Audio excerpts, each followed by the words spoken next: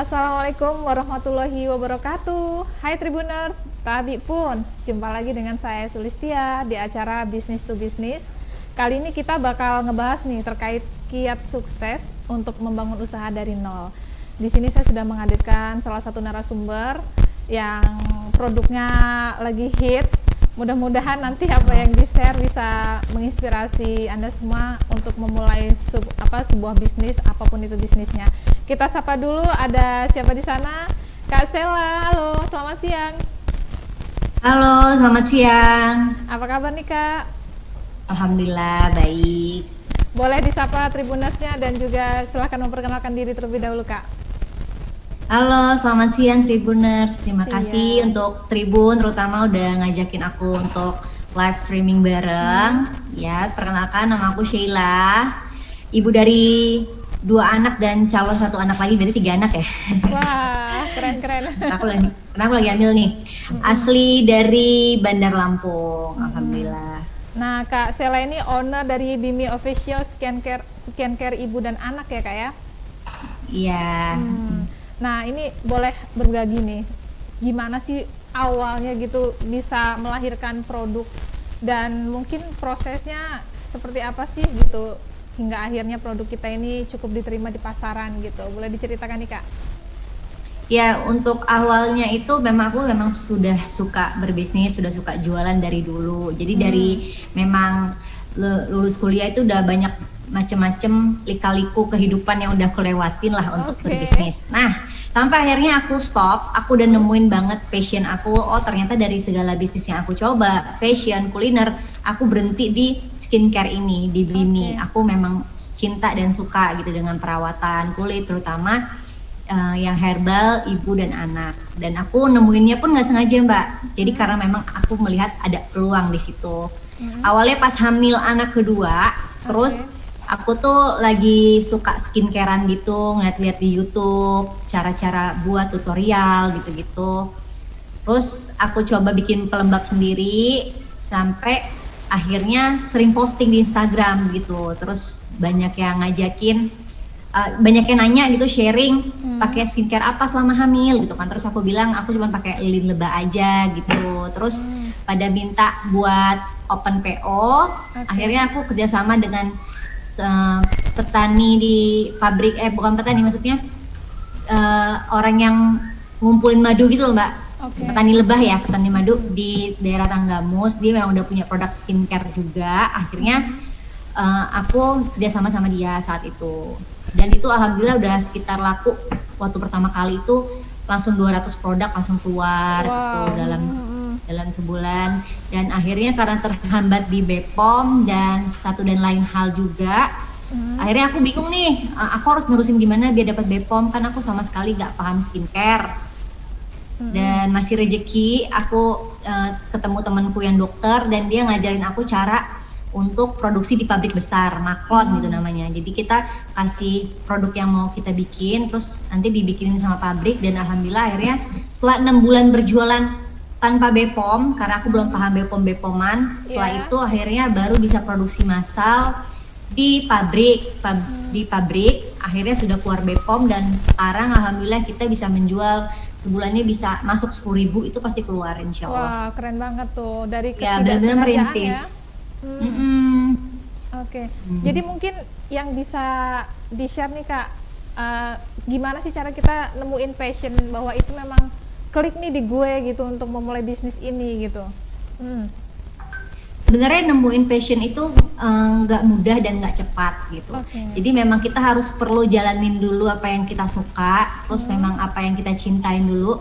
Dan di saat ketika kita capek, itu kita merasa nggak capek gitu. Itulah menurut aku passion. Karena saat aku berbisnis kuliner gitu ya, mungkin memang aku doyan makan tapi aku nggak bisa jago masak gitu kan. Jadi ketika capek atau omset turun atau ketika ada komplain, di situ kan kerjaan kita jadinya bawaannya pengen marah-marah, sebel gitu. Berbeda sama pas aku berbisnis Bimi gitu loh.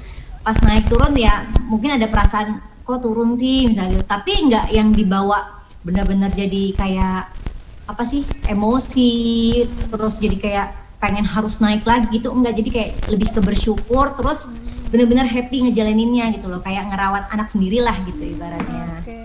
Sampai sejauh ini udah ada berapa reseller kita, Kak? Kalau reseller itu sekitar 290-an sih reseller se-Indonesia. Oke. Lagi ada Ya. tamu. Boleh dilanjut.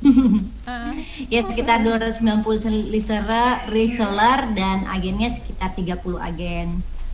Yang semuanya itu rata-rata itu ibu rumah tangga, hampir 90% itu ibu rumah tangga yang punya anak di rumah. Nah, ini kalau bicara terkait sekarang udah pemasaran lebih luas nih, apa sih strategi kita ke depan nih, Kak, supaya bertahan di bisnis itu kan nggak mudah ya pastinya. Mungkin dari kita ada tips-tips yang bisa di-share gitu ke Tribuners. Selalu inovasi, dan yang pasti kalau tadinya cuma offline harus go digital. Karena memang sekarang bukan di masa karena lagi pandemi aja, tapi memang nanti kedepannya kan bakal digital tuh bakal lebih maju lagi, udah 5.0 lah harusnya. Jadi memang kita harus adaptasi terus gitu loh. Misalnya tadinya rumah makan offline doang gitu, harus belajar untuk online juga. Terus juga bisa membuat suatu produk yang bisa didistribusikan lebih luas gitu. Misalnya misalnya kayak contohnya aja sambal alu gitu kan, dia buat sambal kemasan yang akhirnya bisa dikirim ke seluruh Indonesia gitu. Kalau dia nggak buat sambal kemasan kan dia cuman main di offline gitu kan, cuman main di Bandar Lampung lokal aja gitu. Itu strategi yang bisa kita pelajari ya. Iya, harus inovasi sih untuk bisa untuk keluar gitu, untuk online. Karena memang nyatanya memang bisnis online dan offline itu sangat menguntungkan bisnis online karena distribusinya meluas gitu. Dan operasionalnya juga sebenarnya nggak terlalu besar. Jadi kalau misalnya alasan misalnya nggak mau buka bisnis karena belum punya toko atau belum punya tempat gitu, belum punya modal, kenapa nggak go online dulu gitu.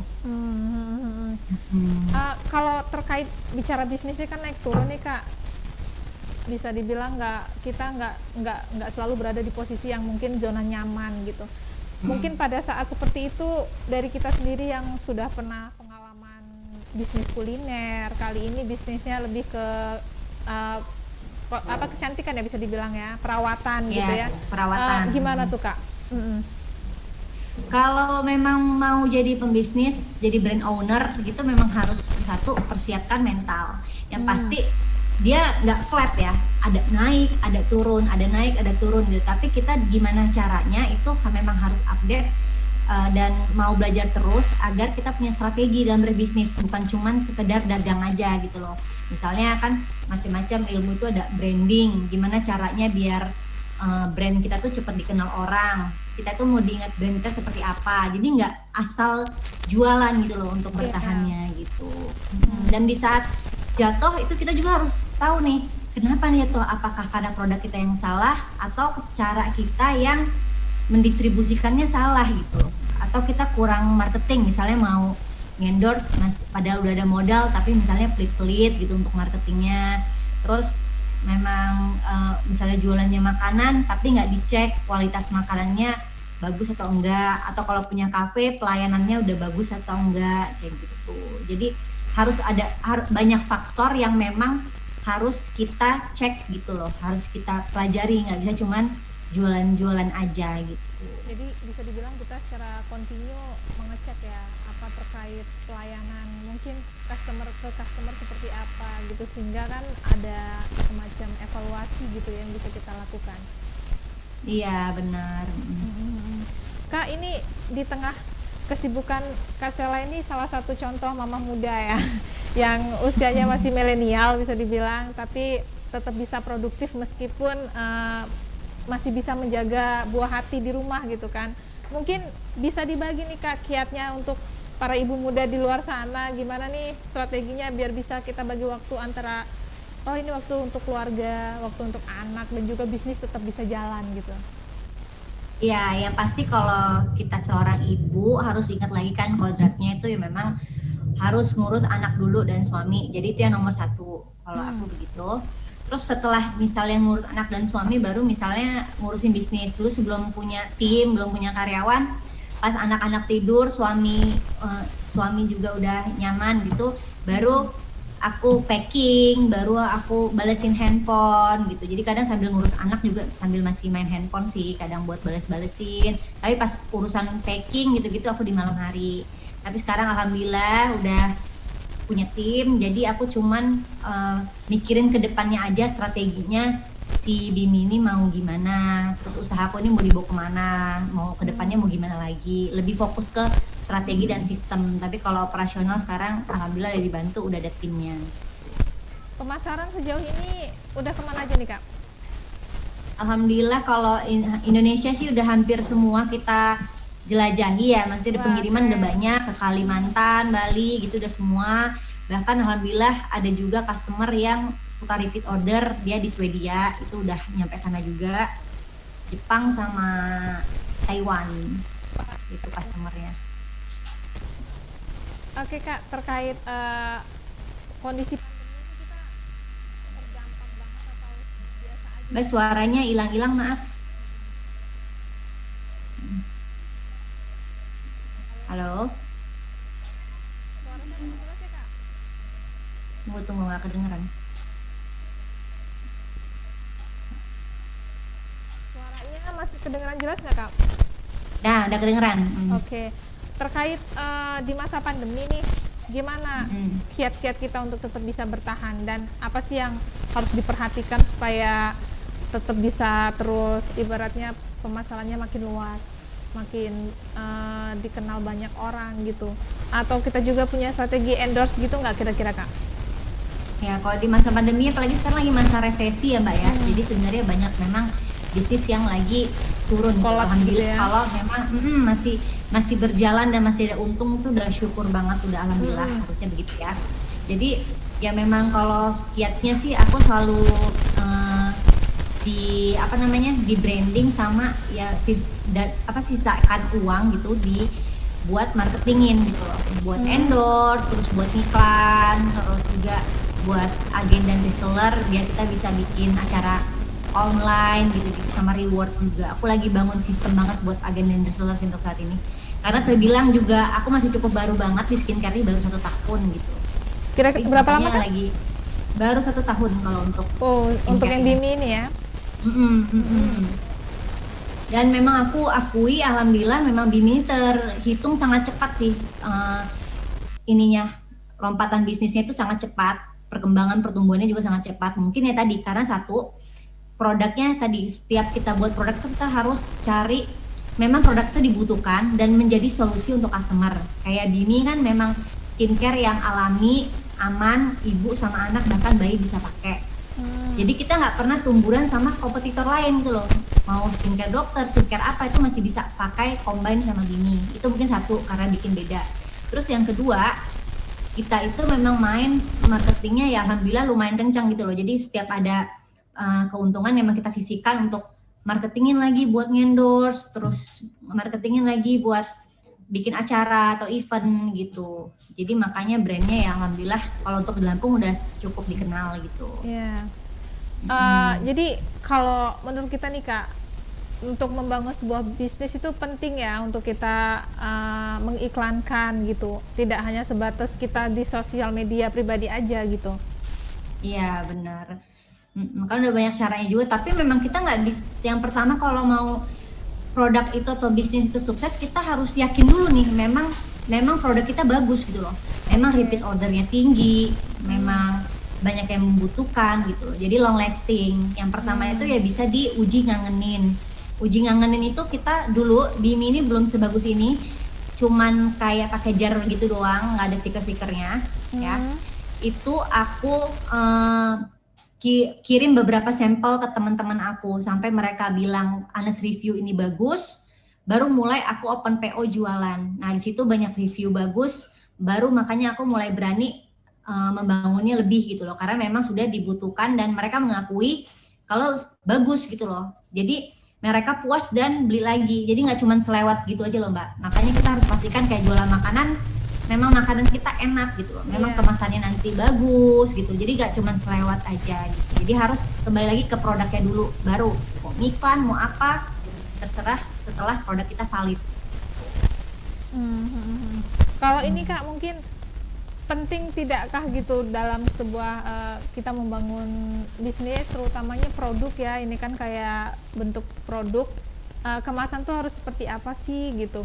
Dan mungkin pengurusan orang kan sejauh ini memang kebanyakan yang awam kayaknya sulit banget nih ngurus BPOM.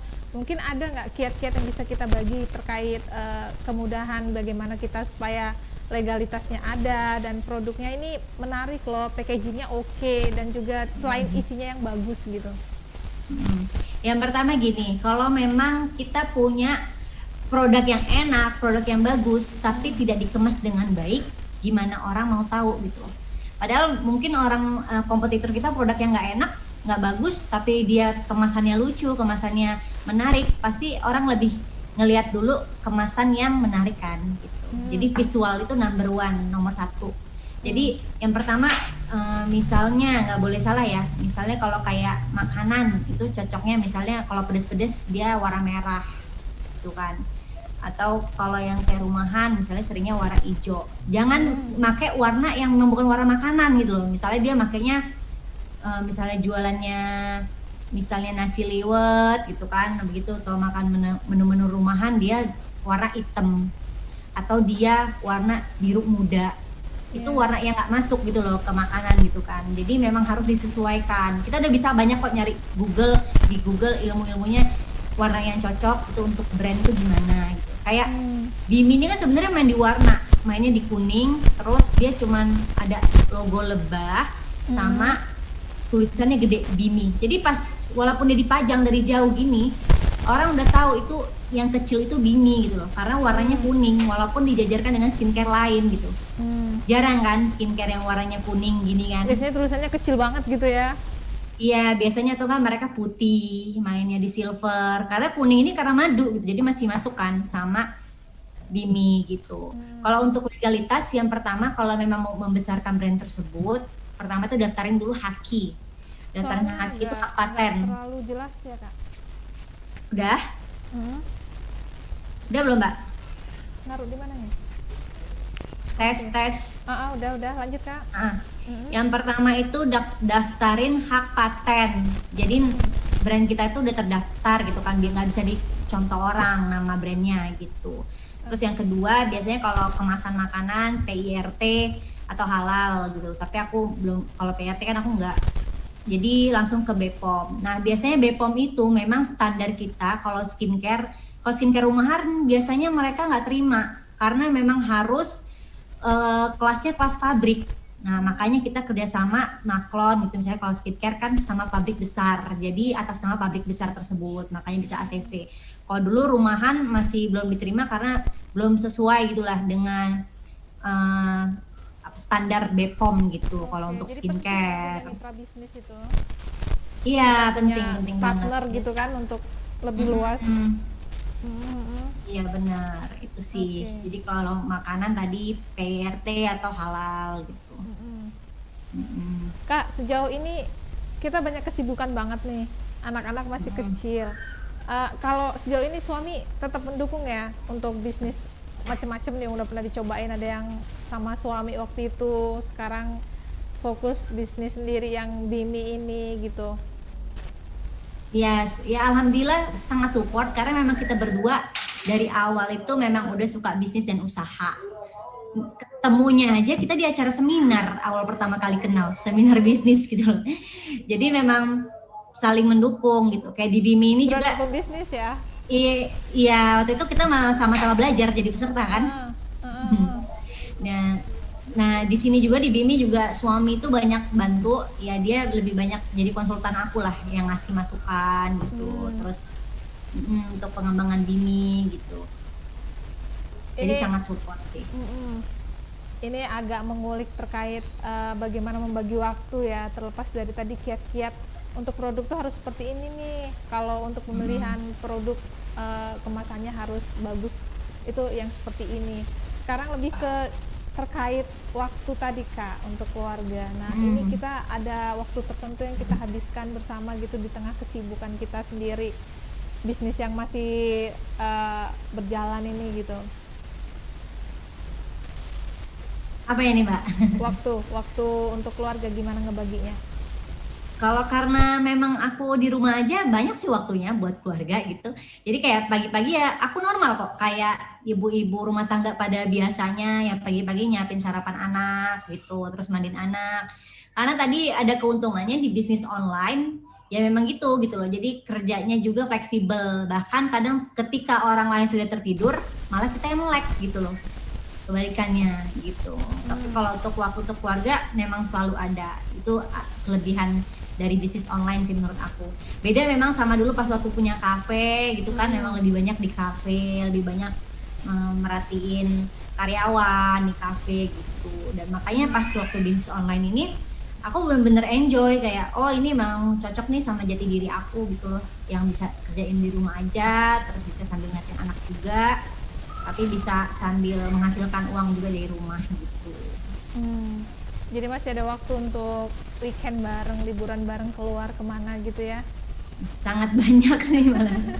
Jadi penting untuk kita menemukan passion tadi ya Kak. Terus kalau kita udah menjadi ibu rumah tangga, gimana bisa membagi waktu supaya keluarga juga nggak keteteran, laju kita nggak bisa ngebaginya gitu kan ya. Kalau bicara bisnis lagi nih, untuk inovasi ke depan mungkin seperti apa nih dari kita Kak? Ya, kalau untuk Bimi sih inovasinya aku mau bikin produk limited edition yang kolaborasi sama artis. Aku pengen kayak gitu untuk buat cepet naikin brandingnya. Misalnya dia ngeluarin misalnya apa sih handbody atau apa gitu, tapi limited gitu loh, kayak cuman 3.000 aja, cuman 5.000 aja, tapi kolaborasi sama artis gitu untuk naikin brandnya. Dan kalau kedepannya aku pengennya kita brand lokal bisa go internasional atau ekspor gitu. Impian aku, amin. Keren.